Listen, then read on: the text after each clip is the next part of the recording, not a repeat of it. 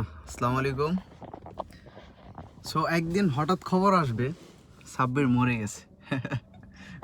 দোস্ত, বিষয়টা কিভাবে নিচ্ছ? একদিন খবর আসবে যে সাব্বির মরে গেছে। অপর পক্ষে কখনো বিশ্বাস করবে না যে ছেলেটা মরে গেছে।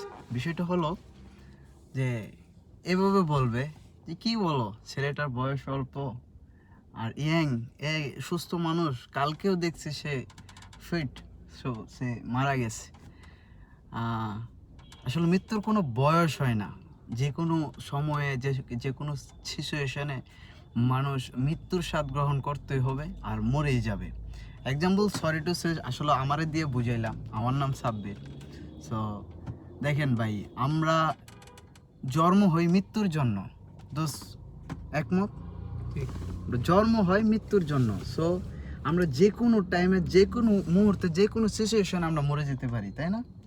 সো আমি একটা জিনিস রিয়েলাইজ করি, বাট এটা আমি করার চেষ্টা করি নিজের থেকে। সেটা হলো যে আমি একজনের সাথে খারাপ ব্যবহার, কাউকে ঠকানো বা কারোর সাথে কোনো একটা ঝামেলা, যে সে আমার দ্বারা কোনো ঝামেলায় পড়ুক, কোনো কিছু হোক, যে তখন আমি আমার মৃত্যুর কথা স্মরণ করি। একজনের সাথে খারাপ বিহেভিয়ার করতে গেলে আমি সেই মুহূর্তে আমি মৃত্যুর কথা স্মরণ করি। কেন করি জানো? যে আমি তো মরে যেতে পারি, এর হিসাব আমার তো দিতে হবে। একজনকে আমি ঠকাইতে গেলে আমি মনে করি যে আজকে ওরা ঠকাইছি, আমি তো এখন মরে যেতে পারি।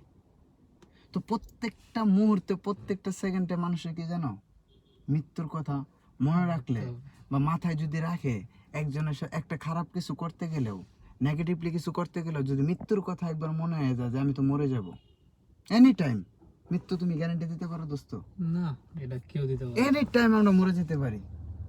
সো এই জন্য বলি যে সবাই মৃত্যুর কথা একটু মনে রাখবেন মাথায়, যে আমি যে কোনো টাইমে মরে যেতে পারি। আমি একটা মানুষের সাথে খারাপ ব্যবহার করলাম, আজকে যদি ওর জায়গায় আমি থাকতাম, এই জিনিসটা যদি ওইটাও না পারেন যে মরতে পারি, সবাই মরবো, মৃত্যুর স্বাদ গ্রহণ করতে হবে, কিন্তু একটা মানুষের সাথে মিসবিহেভ, একটা মানুষের সাথে খারাপ কিছু করার যদি চলে আসে, হয় না, মানুষের রাগ কন্ট্রোল করতে পারে না, সেই জায়গাটার মধ্যে নিজেকে জাস্টিফাই করবেন যে আসলে ওর জায়গাটাতে আমি থাকলে আমার কেমন লাগতো।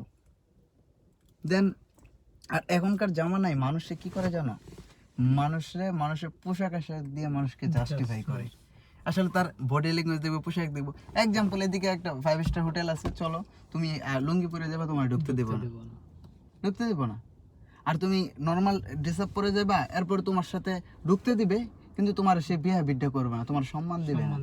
আজকে তুমি একটা কোট পরে যাও, স্যুট পরে যাও, তখন তোমার কি করবে? সে সম্বোধন করবে। স্যার শুধু না, আর বহুত কিছু করার ট্রাই করবো।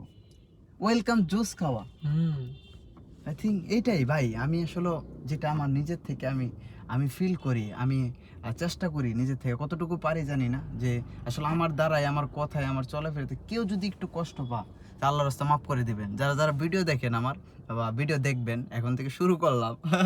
সো যদি আমার কোনো কথায়, মানে চলার ক্ষেত্রে, কথা বলার ক্ষেত্রে, কাজের ক্ষেত্রে কষ্ট পেয়ে থাকেন, তা আল্লাহর রাস্তা মাফ করে দিন।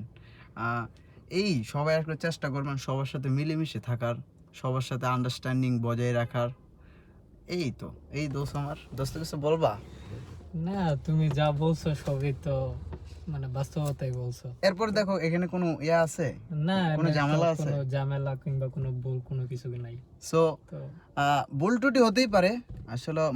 আসলে আমার যেটা ভালো মনে হইলো, বা আমার ভিতরটা যেটা রিয়েলাইজ করতেছি, সেটা আমি শেয়ার করলাম আপনার সাথে। হয়তো বা আপনাদের মতামত থাকতে পারে। So thank you for my watching video. দেখবেন, আমার পেজটা ফলো করে রাখবেন। সো সবাই ভালো থাকবেন। আসসালামু আলাইকুম।